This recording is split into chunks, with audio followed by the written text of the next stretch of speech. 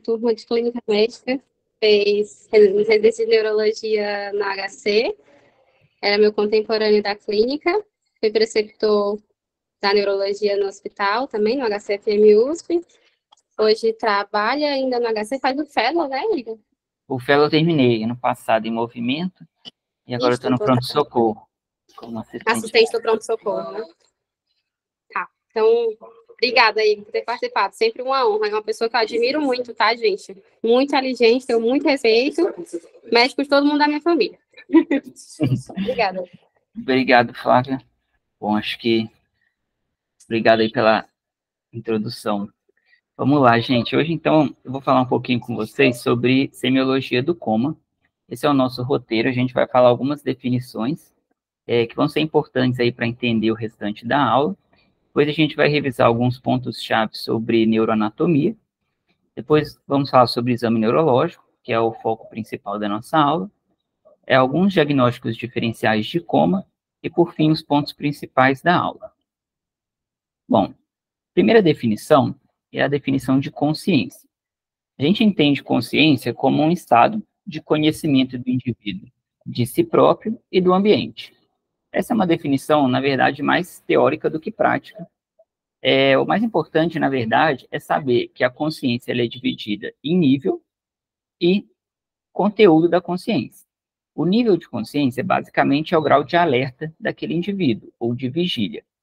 E o nível de consciência ele vai ser determinado pela intensidade mínima de estímulo que é necessária para manter aquele indivíduo vigil, ou seja, de olhos abertos. A principal estrutura anatômica do nível de consciência é o sistema ativador reticular ascendente, que a gente conhece pela sigla de SARA.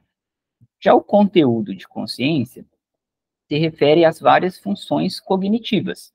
Então, inclui a memória, as funções executivas, que inclui o raciocínio complexo, a capacidade de abstração, inclui a linguagem. Então, basicamente, o exame do conteúdo da consciência é o exame cognitivo, que, por exemplo, a gente pode fazer através de escalas como o Mini-Mentor. E aí a anatomia do conteúdo da consciência, ela vai depender de acordo com o domínio cognitivo. Então, a gente sabe, por exemplo, que a linguagem está localizada ali na região perissilviana, área de Broca, área de Wernicke e fascículo arqueado. A gente sabe que a memória, no caso da memória episódica, está relacionado com o circuito de Papez. Então, símbolo posterior, hipocampo, algumas estruturas do tálamo.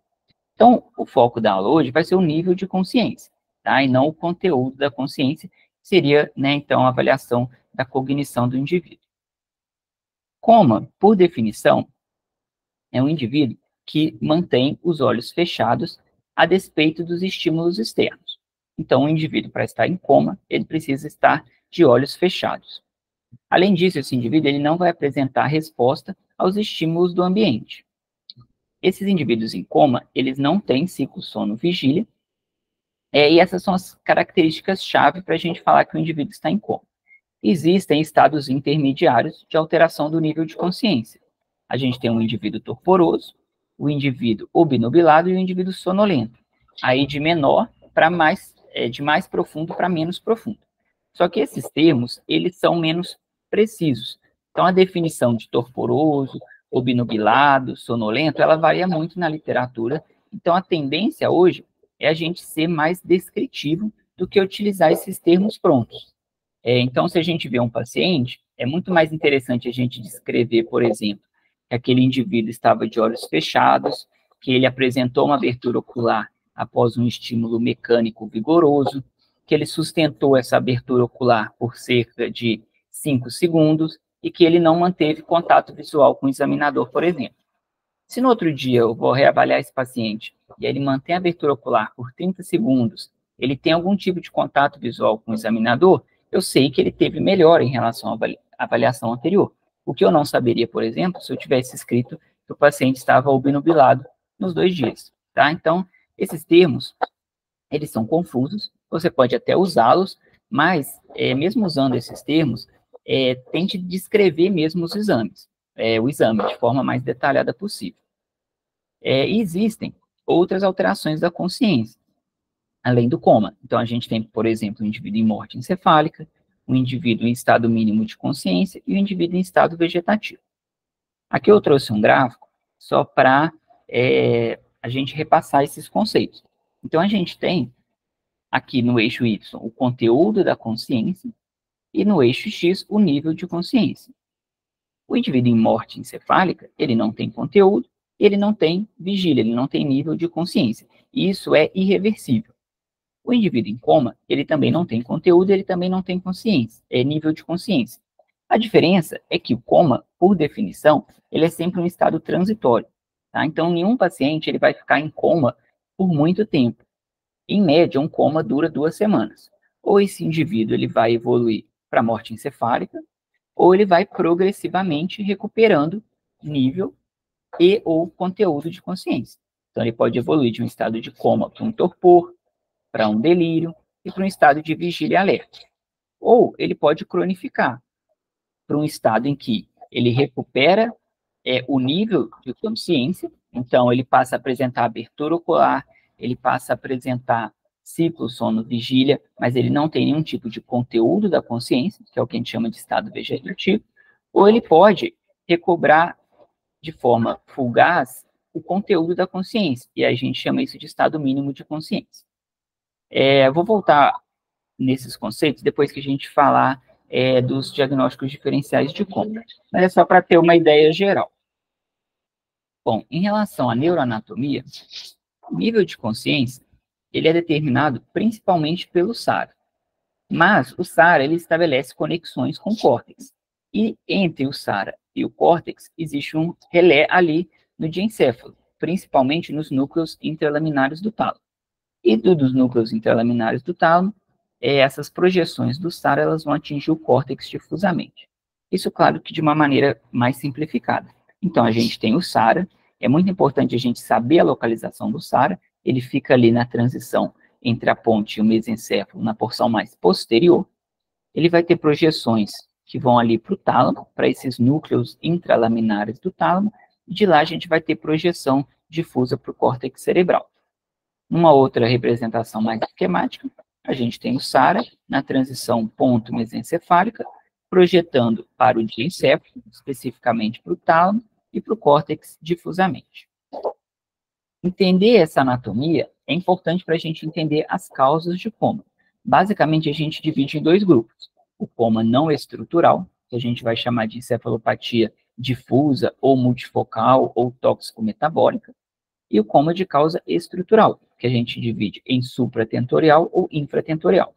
O principal objetivo do exame neurológico no coma é justamente diferenciar o coma não estrutural do coma estrutural.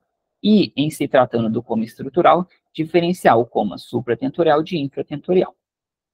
Então, aqui, por exemplo, eu tenho um caso de um coma não estrutural, ou seja, um coma de causa tóxico-metabólica, que na prática é a causa mais comum, né, de coma. Então, esse indivíduo, por exemplo, a gente observa que ele tem na ressonância uma restrição à difusão difusa no córtex cerebral. O indivíduo que ele tem uma disfunção cortical difusa, ele vai evoluir com um rebaixamento do nível de consciência e, nos casos mais graves, um coma. Então, a gente consegue explicar por meio dessas alterações o coma do paciente. Então, por que esse paciente está em coma? Porque ele tem uma disfunção cortical difusa. Nesse caso aqui, a pista para o diagnóstico, claro que a gente vai ter laboratório, história clínica, mas a gente também tem a própria ressonância. Aqui numa sequência em T1, por exemplo, a gente vê um hipersinal no lentiforme, que é típico de depósito de manganês, que acontece, por exemplo, em pacientes com hipertensão portal e shunt portosistêmico. Então, esse paciente tem uma encefalopatia hepática. Claro, né, que a maioria dos pacientes com encefalopatia hepática não vão precisar de uma ressonância para o diagnóstico, mas eu trouxe a imagem só para vocês entenderem, né, em que medida que uma encefalopatia hepática pode cursar com coma. É justamente pela disfunção cortical difusa. Aqui eu trouxe algumas características que vão chamar a atenção para a gente pensar num coma não estrutural. Primeira coisa é que o coma não estrutural, ele tem uma semiologia que não respeita a divisão anatômica. Então, classicamente, esses pacientes eles não vão apresentar posturas patológicas. Então, se você está examinando um paciente em coma e ele tem decorticação ou descerebração ele tem um déficit mediado, então uma retirada assimétrica de um lado em relação ao outro, ele tem uma assimetria de reflexos, ele tem Babinski de um lado, não tem do outro. Isso tudo vai fazer a gente pensar que ele tem uma lesão estrutural, se ele tiver alguma dessas alterações, certo? Agora, o indivíduo que não tem posturas patológicas e que o exame não respeita a, a neuroanatomia, a gente vai pensar num coma de causa metabólica. Além disso, no coma metabólico, os sistemas mais complexos, né, que surgiram posteriormente ali no desenvolvimento do ser humano, eles são os primeiros a serem acometidos. O que isso quer dizer? Que primeiro eu vou ter uma perda de funções corticais superiores, e a gente pode chamar ali das funções cognitivas. Então, o paciente começa a ficar, entre aspas, confuso, desatento, né, que a gente vai falar com sinais ali de encefalopatia. Depois ele tem uma perda das funções motoras, tá? Então, nesse caso, o paciente ele vai deixar de ter, por exemplo, uma localização do estímulo doloroso e passa direto para uma ausência de resposta motora. Ele não vai ter aquelas posturas intermediárias que a gente observa nos comas estruturais, por exemplo. Depois ele tem uma perda das funções oculomotoras, então você vai perceber, por exemplo, que o reflexo óculo-cefálico vai estar prejudicado, o córneo palpebral vai estar dificultado. Depois, o indivíduo perde as funções respiratórias, que é uma função bem primitiva, então ele vai entrar ali em falência respiratória, e por fim, a função pupilar, que seria ali a função mais primitiva. Então, um paciente que tem alteração, né, de reflexo fotomotor ausente, uma pupila midriática, isso fala muito a favor de um coma de causa estrutural, porque no coma metabólico é a última função a ser perdida. Então, por exemplo, se o paciente ele tem uma alteração de um reflexo pupilar, uma pupila midriática, e o reflexo oculomotor está preservado, isso fala contra um coma metabólico, porque o coma metabólico ele vai seguir essa ordem aqui. Então, a alteração pupilar ela é no final, certo? Então, depois que todas as outras funções já foram prejudicadas. Aqui eu trouxe como exemplo um coma de causa estrutural supratentorial. E aí eu tenho algumas possibilidades. Então, por exemplo, se eu tenho uma lesão bilateral no tálamo, é uma lesão pequena, mas é uma lesão estratégica. Isso vai lesionar, né, essas projeções do SARA bilateralmente, justificando, então, o indivíduo estar em coma. Se eu tenho, por exemplo, uma lesão unilateral do tálamo e esse indivíduo está em coma, essa lesão não justifica o coma. Então, eu tenho que procurar outras causas, né, para aquele indivíduo estar em coma. Agora, nesse caso aqui, por exemplo, que é um infarto, né, de uma artéria que a gente chama de Percheron, que é um ramo da cerebral posterior, que alguns indivíduos têm uma variação anatômica, que eles têm um ramo irrigando os dois tálamos, o indivíduo ele pode, mesmo com uma lesão pequena, evoluir, então, com um rebaixamento importante do nível de consciência. Outra causa aqui que eu tenho seria, por exemplo, um hematoma subdural bilateral. Nesse caso, eu faria uma disfunção ali cortical difusa, até pelo efeito de massa, e isso justificaria também o coma. E um terceiro exemplo seria, por exemplo, uma lesão unilateral, complicando com uma síndrome de herniação. Se eu tenho, por exemplo, um AVC de cerebral médio esquerdo, isso por si só justifica o indivíduo estar em coma? Não, porque o indivíduo precisa de ter uma disfunção bilateral, né, dessas projeções do SARA ou uma lesão no SARA. Eu tenho só um AVC de cerebral média esquerda, o indivíduo não vai apresentar um coma. Agora, nesse caso aqui, que ele tem, né, um AVC hemorrágico com efeito de massa, que está complicando com uma herniação, eu vou ter uma herniação dessas estruturas aqui de encefálicas, e também vou ter uma herniação uncal comprimindo aqui o mesencéfalo, lesando o SARA. Aí, nesse caso, sim, o indivíduo ele pode evoluir para coma. Tá? Isso é muito importante. Sempre que vocês estiverem diante de um paciente em coma, e existiu uma lesão estrutural, sempre pense, essa lesão justifica o coma do paciente ou eu preciso, né, procurar outras causas para isso? E, por fim, eu tenho o coma estrutural infratentorial. Então, nesse caso aqui, eu tenho um sangramento, né, uma hemorragia, justamente ali na região do SARA, que é a transição ponto-mesencefálica mais posterior. Então, esse indivíduo, ele tem um coma justificado porque ele teve uma lesão estratégica ali no SARA. Certo, pessoal? E aí eu queria chamar a atenção, por exemplo, para a síndrome de herniação tonsilar. O que é a herniação tonsilar? Eu vou ter uma herniação, uma projeção das tonsilas cerebelares pelo forame magno. Nesse caso, eu vou ter uma compressão do bulbo, que é a estrutura que fica ali, né, próximo do forame magno. Esse indivíduo ele vai ter uma compressão do centro respiratório, e ele pode evoluir para uma parada respiratória. Só que, como a gente viu, o SARA ele está localizado mais acima, entre a ponte e o mesencéfalo. Então, indivíduos com herniação tonsilar, eles podem evoluir para a morte sem antes ter um rebaixamento do nível de consciência, justamente porque eles preservam o SARA. Então, se eu tenho uma hemorragia cerebelar, eu posso ter aqui uma herniação das tonsilas, comprimir no bulbo, sem lesionar o SARA, que vai estar mais acima. Então, esse indivíduo é aquele indivíduo que a gente vai ter que indicar uma cirurgia descompressiva, por exemplo, antes dele rebaixar. Porque quando ele rebaixar, provavelmente, né, o quadro já vai ser muito grave, porque a lesão já vai ter se estendido para cometer o SARA. E antes disso, ele pode acabar evoluindo com insuficiência respiratória por lesão ali a nível do bulbo. Então, na herniação de tonsila cerebelar, a lesão é aqui, a compressão é aqui no bulbo. Então, o SARA ele fica preservado, então o indivíduo ele pode apresentar parada respiratória sem rebaixamento, tá? Então, só para a gente entender a importância, né, desse conhecimento de neuroanatomia. Além disso, pessoal, embora, né, a nossa atenção e vigília, a atenção básica, ela se deva principalmente ao SARA, existem o que a gente chama de vias de projeção monoamnésticas, que são basicamente conexões envolvendo vários neurotransmissores que ajudam a modular o SARA. Então, eles vão modular a nossa matriz atencional. Então, eu tenho projeções colinérgicas, por exemplo, ali no núcleo basal de Meinert. Eu tenho projeções serotoninérgicas nos núcleos dorsais da RAF. Eu tenho, por exemplo, projeções dopaminérgicas, localizadas ali principalmente na área tegmentar ventral. A importância disso é que, em alguns casos, né, de encefalopatia crônica, de estado vegetativo, né, pacientes, por exemplo, com estado mínimo de consciência pós-TCE, algumas vezes a gente indica medicações que vão atuar nesses neurotransmissores. Então, por exemplo, a amantadina, que é uma medicação que vai atuar em vias dopaminérgicas.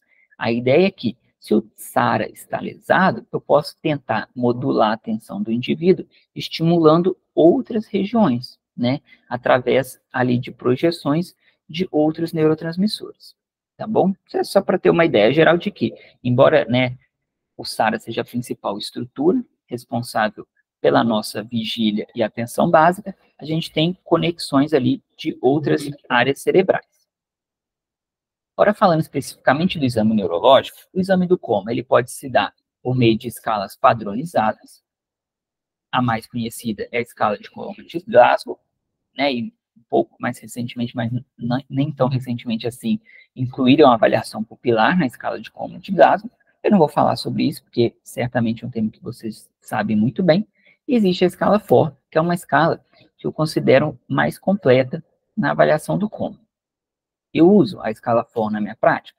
Não, não uso. Por quê? Porque é uma escala que não é muito conhecida, né? Ela não é, vamos dizer assim, de rotina em muitos serviços. Então, não adianta eu falar, o FOR do paciente deu 12, que isso não vai traduzir, enfim, um significado para as outras pessoas. Mas eu gosto da escala FOR, por quê? Porque ela ajuda a lembrar etapas essenciais do exame neurológico que não estão abordadas, por exemplo, na escala de Glasgow. Então, aqui eu tenho a resposta ocular, que é bem parecida com a escala de Glasgow, tem a resposta motora, que também é parecida, mas eu vou incluir aqui a avaliação dos reflexos de tronco, aí inclui a avaliação da pupila, o reflexo córneo-palpebral, e inclui também o reflexo de tosse, né, que a gente não avalia rotineiramente pelo Glasgow. E, além disso, ele inclui a avaliação de padrão respiratório. É uma avaliação relativamente simples, mas a vantagem é que ela é prática. Por quê? Basicamente, ela vai classificar o padrão respiratório como normal, Chine-Stokes, que é um padrão que a gente pode observar em estados mais superficiais de rebaixamento do nível de consciência, um padrão irregular, mas é que ele não se prende, né, àquelas classificações de BIO, respiração apnêutica, atáxica. Por quê? Na prática, a gente não consegue ver isso. Porque esses pacientes, conforme eles aprofundam no nível de consciência, eles vão estar em ventilação mecânica, né? Então, aquelas classificações antigas que a gente vê nos livros de semiologia são muito pouco práticas, né? A gente não vê, a gente vê um Cheyne-Stokes e abaixo disso, geralmente o paciente ele já vai estar entubado em ventilação mecânica. E aí o principal parâmetro vai ser saber basicamente se aquele paciente está entrando no ventilador, ou seja, se ele tem uma frequência respiratória maior, né, aquela determinada pelo aparelho, uma ventilação de suporte, por exemplo, ou se a ventilação é exatamente aquela programada pelo aparelho. Bom, as escalas, elas ajudam, tá? Mas elas não são suficientes. O exame do coma não é só falar o Glasgow do paciente. Então, a gente, primeira coisa, precisa determinar o nível de consciência do indivíduo. Como eu disse, é o tipo de estímulo que a gente vai fazer e a intensidade, descobrir a qualidade da resposta do indivíduo. Então, por exemplo, eu vou sempre fazer um estímulo de menor para um de maior intensidade. Começo com um estímulo verbal, posso fazer um estímulo verbal mais vigoroso, depois eu vou fazer um estímulo mecânico, tátil, não doloroso, e depois eu vou fazer um estímulo doloroso. Se eu faço um estímulo verbal, o indivíduo abre os olhos e volta a dormir, eu chamo esse indivíduo de sonolento. Se o indivíduo ele não abre os olhos com chamado verbal, e aí eu preciso de um estímulo tátil ou mecânico não doloroso, e ele abre os olhos, eu chamo esse indivíduo de obnubilado. Se eu preciso de um estímulo doloroso para o indivíduo abrir os olhos, eu vou chamar esse indivíduo de torporoso. Agora, se eu faço um estímulo doloroso, o indivíduo não tem abertura ocular, não tem nenhuma resposta motora ou verbal, esse indivíduo está em coma. Mas, como eu disse, né, e repito aqui porque é importante, sempre descreva detalhadamente o seu exame, em vez de usar somente esses termos, tá? Então, escreva, o paciente está torporoso, ele não apresenta abertura ocular ao estímulo verbal, apenas com estímulo doloroso, mantém essa abertura por tanto tempo, certo? Muito bem. Estímulo doloroso, pessoal, quais são as regiões que a gente vai fazer? A gente precisa fazer esse estímulo nas extremidades, então no leito ungueal, das quatro extremidades, nos dois braços, nos membros superiores e nos membros inferiores, e a gente precisa fazer estímulo também na região axial, tá? Então, a gente vai fazer estímulo na região supraorbital. Existe uma fissura óssea, né, que é por onde passa o nervo, que a gente precisa fazer, né, o estímulo. A gente pode fazer aqui no ângulo da mandíbula, então, um estímulo doloroso no ângulo da mandíbula, e um beliscão na região do trapézio. Hoje, via de regra, a gente não usa mais o estímulo ali external, porque gera equimose, não é necessário, tá? Então, via de regra, a gente não faz. Então, aqui no leito ungueal, região supraorbital, ali do nervo supraorbital, e região ali do ângulo da mandíbula, tá? Aqui eu coloquei um sinal aqui de proibido, não é exatamente proibido, mas para evitar você fazer esse estímulo com o próprio dedo, tá? Eu sempre gosto de usar um instrumento sólido, então, a caneta, um martelo, um diapasão, porque o estímulo vai ser muito mais intenso do que se você só apertar com o seu dedo ou com a sua unha o leito ungueal do indivíduo. Não é incomum, né, os residentes passarem um exame de coma e falarem, o paciente está sem resposta motora. Aí eu chego lá com a lanterna, faço a compressão do leito ungueal e o paciente tem uma retirada inespecífica, por exemplo. Por quê? Porque o indivíduo ele apertou ali com o dedo, isso não gera um estímulo tão vigoroso, tá? Você pode até fazer com o dedo, para não, enfim, gerar muita dor para o paciente. Agora, se o paciente não respondeu, eu recomendo você utilizar um objeto mesmo mais rígido para fazer esse estímulo. Enfim, isso não está escrito em lugar nenhum, mas é uma questão de prática mesmo. E aí, pessoal, o tipo de resposta motora que a gente vai obter com estímulo doloroso, ele vai depender basicamente de dois tratos, isso simplificando, que é o bulbo espinhal, que ele é responsável por manter um tônus flexor nos membros superiores, e o trato vestíbulo espinhal, que vai manter um tônus extensor dos membros superiores. Lembrando aquilo que eu falei, num coma estrutural, então se eu tenho uma herniação, por exemplo, ali um cal, eu vou ter uma evolução progressiva dessas respostas motoras. Então, primeiro o indivíduo vai localizar, depois ele vai fazer uma retirada inespecífica, conforme esse coma vai aprofundando, ele vai fazer uma flexão anormal, depois uma extensão anormal, e depois ausência de resposta motora. Agora, no coma metabólico, não. Ele passa direto de uma retirada em flexão inespecífica para ausência de resposta motora. Então, só para ficar mais fácil da gente entender, se eu tenho, por exemplo, uma lesão entre o córtex e o bulbo espinhal, eu vou perder a resposta motora voluntária, que é do córtex espinhal. Então, eu vou deixar, por exemplo, de localizar aquele estímulo doloroso. Então, vai prevalecer nos membros superiores o rubro espinhal. O rubro espinhal, como a gente falou, ele faz flexão de membro superior. Então, o indivíduo ele vai ter o que a gente chama, né, de postura de decorticação, ou flexão patológica. Então, se eu tenho, por exemplo, uma herniação uncal e eu vou ter uma compressão progressiva das estruturas, eu vou chegar a um momento que eu vou ter uma compressão e lesão do rubro espinhal. Então, vai prevalecer o vestíbulo espinhal. Então, o indivíduo deixa de ter a decorticação e passa a ter a descerebração, que é a extensão dos membros superiores. Conforme essa lesão vai progredindo, eu tenho compressão também do vestíbulo espinhal, e aí eu perco a resposta motora. Então, é aquele indivíduo que não tem retirada ao estímulo doloroso. Além disso, é importante a gente avaliar a resposta pupilar e o reflexo fotomotor. Esse aqui é um esquema para tentar facilitar, né, essa compreensão. Então, a primeira coisa é a gente ver se o indivíduo tem um reflexo fotomotor presente. Se ele está presente, a gente vai ver se a pupila está miótica ou não. Se a pupila estiver miótica, a gente vai pensar em lesão, por exemplo, das vias simpáticas. E aí, basicamente, eu tenho duas topografias. Ou lesão do diencéfalo, lembrando que o sistema simpático começa lá no hipotálamo, então, por isso, lesões diencefálicas. Ou eu posso ter lesões também na ponte, tá? Porque a via simpática, ela começa lá no diencéfalo, ela vai descer até a medula. Tá? Então, na ponte é uma região que essas estruturas estão bem próximas ali dos sistemas, as estruturas do sistema simpático estão bem próximas, então eu posso ter uma lesão dessas vias simpáticas e levar a uma pupila miótica. Agora, se eu não tenho reflexo fotomotor, eu vou ver, essas pupilas estão midriáticas? Não. Então, se elas não estão midriáticas, mas também não têm fotomotor, é o que a gente chama de pupila médio-fixa, que eu tenho lesão tanto da via simpática quanto parasimpática, paciente de morte encefálica, por exemplo. Agora, se a pupila está midriática, isso quer dizer o quê? Que eu tive uma lesão das vias parasimpáticas. Então, está prevalecendo a via simpática. Aí, basicamente, eu vou ver se isso é simétrico ou assimétrico.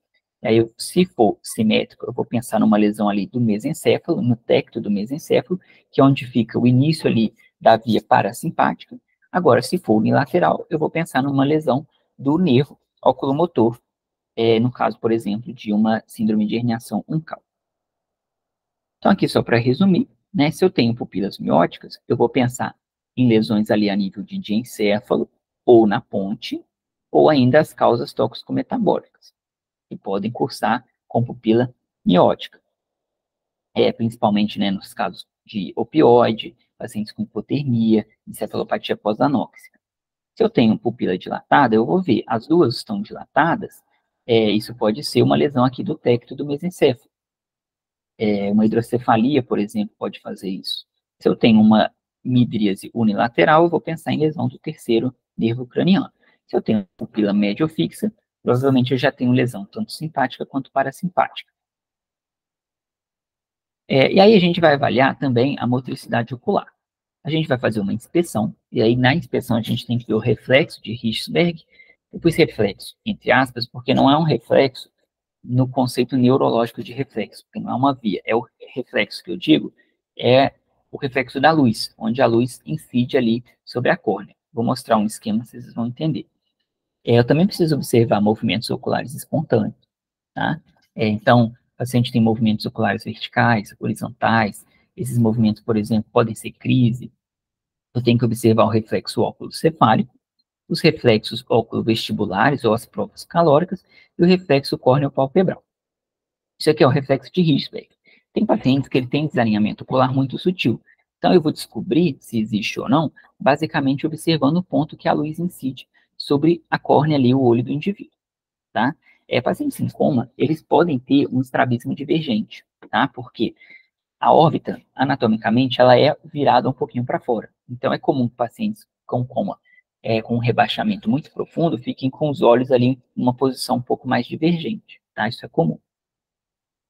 E aí, pessoal, em relação aos movimentos oculares, isso é um tema de bastante confusão, tá? Eu trouxe alguns vídeos para tentar facilitar. Mas, basicamente, esse indivíduo, ele vai apresentar o quê?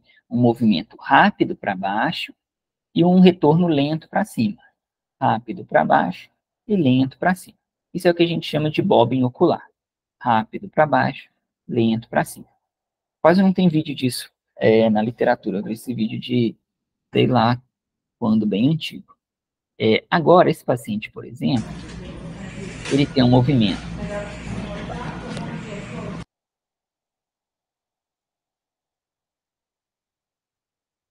rápido para cima e lento para baixo. Rápido para cima e lento para baixo. Vou voltar aqui um pouquinho. Rápido para cima, lento para baixo. Isso é o que a gente chama de bobbing invertido, tá? Um movimento rápido para cima e lento para baixo. Existe o que a gente chama de dipping ocular. O que é o dipping ocular? Vou aqui no início. No início do vídeo está melhor.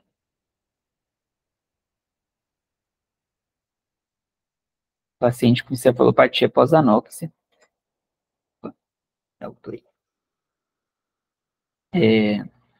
Você vai ver que esse paciente, ele tem um movimento lento para baixo e rápido para cima. Além de um movimento ali de varredura sobreposto, mas lento para baixo e rápido para cima. É o dipping ocular. E eu tenho o que a gente chama de dipping reverso. Ele é lento para cima, para baixo. Lento para cima, rápido para baixo. Esse é o dipping invertido. Isso é tão confuso que nesse artigo da Neurology, eles colocaram o nome errado. Eles escreveram que era um bobbing invertido. Então, até o neurologista confunde isso.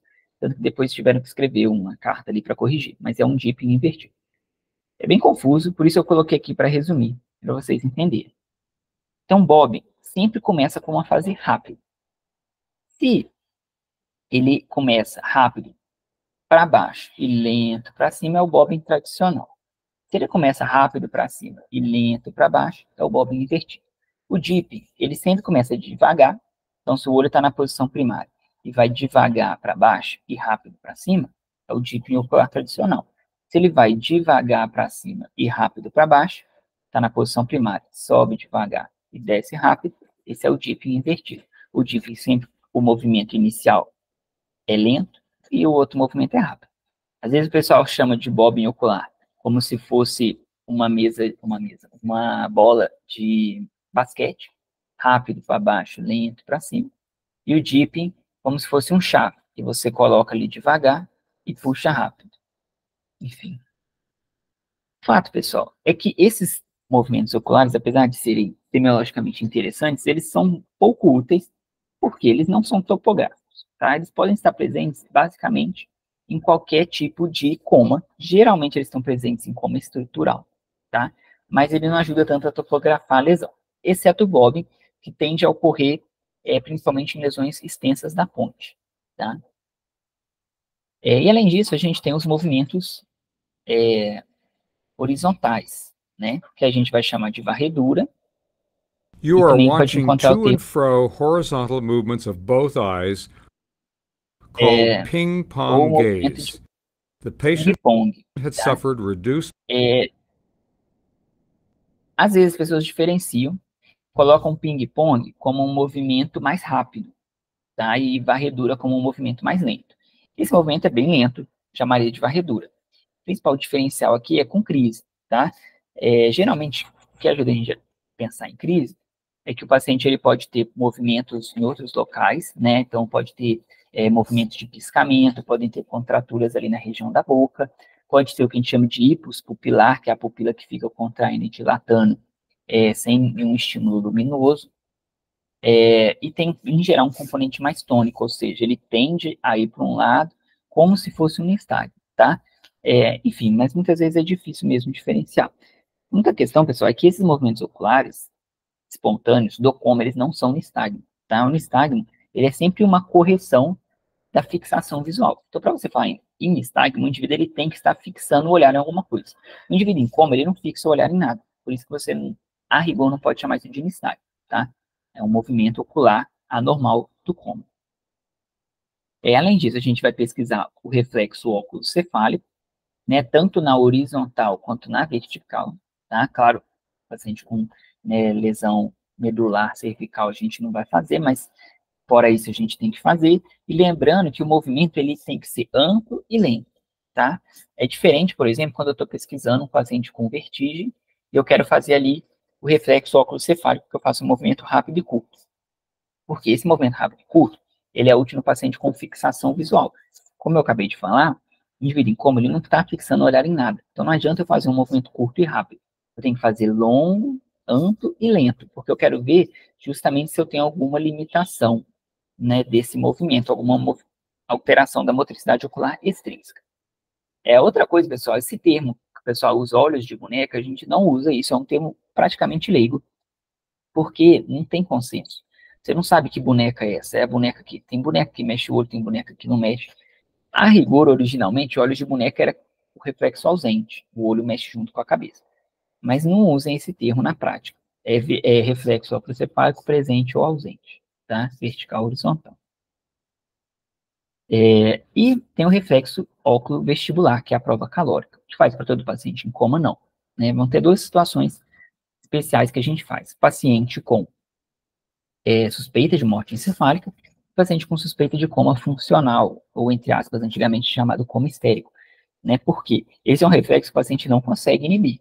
Né? O paciente em coma funcional, né, um quadro não orgânico, você faz ali a prova óculo-cefálica, ele pode, eventualmente, não fixar o olhar em nada e confundir. Agora, se você faz a prova óculo vestibular, não tem como, o exame vai mostrar alterado. Então, passando rapidamente aqui no protocolo de morte cefálica, só para saber, né, enfim, lembrar essas etapas, primeiro, sempre otoscopia, né, para ver se não tem nenhuma oclusão, nenhuma rolha de cerumen, nenhuma lesão ali no tímpano, né? A gente vai posicionar o indivíduo com a cabeça em torno de 30 graus, que aí você vai otimizar a posição ali dos canais semicirculares para você ter uma resposta ótima, você vai deixar ele ali em 90 graus, e você vai irrigar com 50 a 100 ml de água ou soro fisiológico frio, tá? Aproximadamente 5 graus. Geralmente usa uma seringa grande, ali de 60 ml, às vezes de 50, depende da que tiver disponível, e a gente conecta, muitas vezes, ali um catéter urinário de criança para poder fazer a prova, tá? E aí você tem que manter os olhos do indivíduo abertos por 1 minuto, tá? Então não terminou a infusão e pronto. E essa infusão é lenta, não tem uma velocidade. Quanto tempo que eu faço? Não tem. Mas, assim, alguns segundos ali, ao longo de 20, 30 segundos, tá? Mas não tem uma duração específica. E você tem que esperar 3 minutos a prova de um lado para fazer a do outro, tá? Porque um lado pode inibir o outro, pode mudar a resposta. Se aquele lado ainda estiver inibido por conta do soro, você pode acabar interferindo no exame contralateral, tá? Então, a gente tem várias respostas possíveis. O indivíduo vigil, então, vocês, se vocês colocarem soro gelado no ouvido, vocês vão ter um nistagmo, tá? O que acontece? O olho, ele tende a ir para o lado frio, que você injetou soro frio, porque você inibe o vestíbulo daquele lado.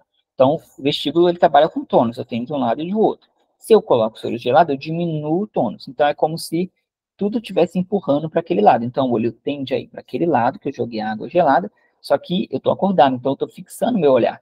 Aí eu vou fazer o nistagmo, que é aquela sacada de correção para o outro lado. Então, o indivíduo acordado, você joga soro gelado na orelha, ele tem um nistagmo para o outro lado. Não faz, na prática, não faz esse teste para pessoas acordadas. Mas tem uns malucos na internet que fazem isso. Enfim, não sei para quê, mas se vocês pesquisarem na internet, vocês acham alguns influencers fazendo esse teste. Se o indivíduo está em coma, mas ele não está em morte encefálica, o que acontece? Você vai ter só o desvio do olho. Mas, como ele não está fixando o olhar em nada, ele não vai ter um nistagmo de correção. Então, só o desvio do olho para o lado do soro gelado. Se o indivíduo tem, por exemplo, uma lesão do terceiro, eu vou ter uma dificuldade no movimento do reto medial. Então, eu posso ter, por exemplo, uma resposta desconjugada, que a gente chama. Se o indivíduo está em morte encefálica, ele não vai ter resposta nenhuma. Muito bem, lembrar de fundo de olho, também faz parte do exame do coma. Os principais achados que a gente está procurando é edema de papila em pacientes com hipertensão intracraniana e pacientes com hemorragia subialinoide ali nos casos de HSA, tá? Isso é muito comum, tá? Assim, eu já vi vários pacientes ali com HSA apresentando esse tipo de sangramento, tá? Então, vale a pena pesquisar, é fácil de ver, porque, enfim, a interação é bem grotesca. O reflexo, aqui não é o óculos cefálico, né? Aqui é córneo palpebral, escrevi errado. A gente vai fazer com uma gota de soro ou com gás umedecido, tá? Com soro ou com água. Sempre usa gás umedecido. Nunca passa o algodão seco, nem a gase seca no olho do indivíduo, porque você pode fazer uma abrasão da córnea. Então, molha um pouquinho a gase e encosta ali, onde? No canto inferior da córnea, tá? Só o local mais padronizado, porque tem uma inervação ali que é mais exclusiva de V1. Enfim. Então, assim que é o recomendado. E reflexo de tosse, pessoal, sempre fazer com um aspirador, nunca, né, tracionar o tubo, isso é óbvio de ter falado. Mas uma coisa que é importante é observar tosse e bradicardia, tá? Tem pacientes que o único reflexo vai ser bradicardia. A presença de bradicardia, ela indica a integridade das vias ali do nervo vago, então é considerado um reflexo positivo. Se o indivíduo está lá com 80 de frequência cardíaca, você vai colocar a canoa de aspiração e cai para 60, não tem um valor, né? Mas, enfim, teve uma queda que você considera ali significativa, é um reflexo presente, tá? Então, esse paciente, por exemplo, se for um protocolo de morte encefálica, ele não vai fechar critério. E os padrões respiratórios, como eu disse, pouco úteis na prática, tá? Mas o mais importante é isso, observar a relação com o ventilador, se está acima do programado ou não. E aí, alguns diagnósticos diferenciais. Síndrome de Lockheed. Síndrome de Lockheed, ela vai acontecer em pacientes com lesão de ponte ventral bilateral. Esse paciente tem preservação do tegmento da ponte. O que fica no tegmento da ponte? O SARA. Então, esses indivíduos, eles têm um nível de consciência preservado, mas eles têm uma tetraplegia e uma anartria, porque eles têm lesão do trato córtico espinhal e do trato córtico nuclear bilateral, além de alteração da motricidade ocular extrínseca horizontal. O que fica preservado? O nível de consciência, piscamento e o olhar vertical, tá? Por quê? Porque essas estruturas estão localizadas mais altas ali no mesencéfalo. Então, só para a gente entender por que o Lockheed não é coma, porque a lesão está aqui, ó, na base da ponte, enquanto que o SARA está aqui em cima. Então, gente, aquele caso que está estranho, não tem uma lesão que justifique, muitas vezes essas lesões até nem aparecem na tomografia, se for uma tomografia muito precoce, tenham um hábito, né, enfim, pode parecer ridículo, mas o paciente está em coma, falem com ele, olha para baixo, olha para cima, pisca 2 vezes, por quê? Às vezes vocês vão surpreender que esse paciente, ele vai ter alguma resposta ali, tá? Não é incomum pacientes com Lockheed ficarem, às vezes, dias com diagnóstico de coma, e era um Lockheed. Eu já vi casos de Guillain-Barré, que ia abrir prova de morte encefálica. O paciente, ele tinha uma tetraplegia muito significativa, tinha paralisia facial bilateral, todo mundo achava que ele estava em morte encefálica, até que, né, a gente resolveu justamente perguntar isso e observou que ele tinha um movimento ocular que respondia a comando, né? Enfim, o paciente fez imunoglobulina, ficou super bem. Claro que ele não ia passar na prova de morte encefálica, mas enfim, vocês lembrem disso. Mutismo acinético, pessoal, ele é um estado de apatia extremamente grave. O indivíduo, ele perde a volição, a iniciativa, tanto motora quanto verbal. O nível de consciência é preservado, só que o indivíduo, ele basicamente fica deitado o tempo inteiro, sem se mexer e sem falar. Ocorre nas lesões envolvendo a circuitaria que a gente chama ali de pré-frontal mesial, que é essa região aqui, que é o símbolo anterior, que é o nosso centro da motivação. Então, a vesícula cerebral anterior, por exemplo, em que eu tenho lesão bilateral, tem pacientes, por exemplo, que têm uma artéria anterior irrigando, né, os 2 hemisférios, eles podem evoluir para um mutismo acinético. Pacientes com Creutzfeldt também, cefalopatia priônica, é relativamente comum apresentarem esse tipo de síndrome. E o último é a catatonia, que é uma síndrome bastante difícil, não vou poder entrar em detalhes aqui, mas vai ter várias características-chave. Então, o paciente tem mutismo, ele tem um negativismo, então ele não responde a nenhum dos comandos, ele tem uma rigidez importante, ele pode ter estereotipias, que são movimentos ali repetitivos, despropositados, ele pode ter ecolalia, pode ter ecopraxia, que é o quê? Repetir os seus movimentos. Às vezes você chega lá no leito, bate palma e o paciente bate palma junto. Ele pode ter catalepsia, que é essa inércia de não se mover para basicamente nada, e pode ter exacerbação de reflexos ali axiais da face, palmo-mentoniano, Enfim, pode ter tanto causa psiquiátrica, como secundária depressão e esquizofrenia, quanto causa orgânica, né? As encefalites imunomediadas, por exemplo, né? Anticorpo anti-NMDA, típico em mulheres jovens, né? Então, mulher jovem, um quadro meio estranho de rebaixamento do nível de consciência, com alguns movimentos atípicos, com uma rigidez muito importante, lembrar disso. Tá? E o tratamento, né, às vezes o diagnóstico ele vem depois de um teste terapêutico, né, com benzodiazepina, enfim, lembre que esse diagnóstico existe. E os estados crônicos de alteração da consciência. A gente tem estado vegetativo, que é aquele indivíduo que estava em coma e acabou que cronificando. Como eu disse, o coma é um estado sempre temporário. Então, esse indivíduo, ele recupera o nível de consciência, ele passa a abrir os olhos, passa a ter ciclo sono-vigília, passa, muitas vezes, a recuperar suas funções autonômicas, diurese, evacuação, só que ele não tem nenhuma resposta voluntária, ele não tem nenhum conteúdo de consciência. O indivíduo em estado minimamente vigil, ele tem as mesmas características ali do coma, exceto que ele tem algum grau de percepção de si ou do ambiente. Então, por exemplo, ele pode seguir alguns comandos simples, ele pode ter alguma resposta verbal, então, pode emitir, por exemplo, alguns sons guturais, certo? E aqui uma tabela, depois vocês leem com calma, né, comparando o estado vegetativo do minimamente vigil. A diferença principal, né, é que, enfim, esse indivíduo ele tem algum grau de percepção, então ele pode responder algum comando, pode ter algum comportamento afetivo, né, às vezes aquele paciente que quando o familiar chega, pode ter choro, pode ter riso, tá? Enfim, isso na verdade é um contínuo, né, essa divisão ela é mais didática do que acontece biologicamente falando. Então, os pontos principais aí para a gente resumir. Coma, gente, ele é uma alteração, lembre-se que transitória do nível de consciência, que por definição vai ser caracterizada por uma ausência de abertura ocular e ausência de resposta aos estímulos externos. O exame neurológico no coma, ele tem o objetivo de diferenciar coma estrutural de metabólico, certo? Às vezes os residentes eles falam assim, o paciente estava em coma, não deu para examinar. Não é assim, vocês viram que existem várias etapas que são importantes, né, para a gente fazer essa distinção. E quais são essas etapas? Avaliação das respostas motoras, da resposta verbal, das respostas oculares, das pupilas, lembrar do fundo de olho, a motricidade ocular, os reflexos de tronco, então lembrem de fazer pesquisa de reflexos, então uma simetria de reflexo, às vezes é a pista de que aquele coma não é metabólico, né, porque não é incomum o paciente em coma, paciente grave, né, eles fazem disfunções orgânicas, então muitas vezes é difícil essa distinção, e às vezes é um paciente instável, que você tem dificuldade para fazer uma neuroimagem rápida, certo?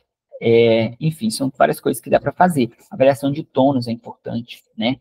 Você, por exemplo, avaliar o tônus de um lado, do outro, ver se tem alguma assimetria.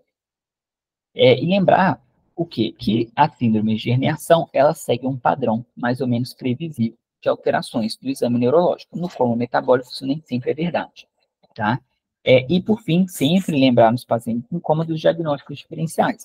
Loquedin, mutismo cinético, catatonia, coma funcional, os estados crônicos, né, de alteração do nível de consciência, estado vegetativo, minimamente vigil e morte encefálica.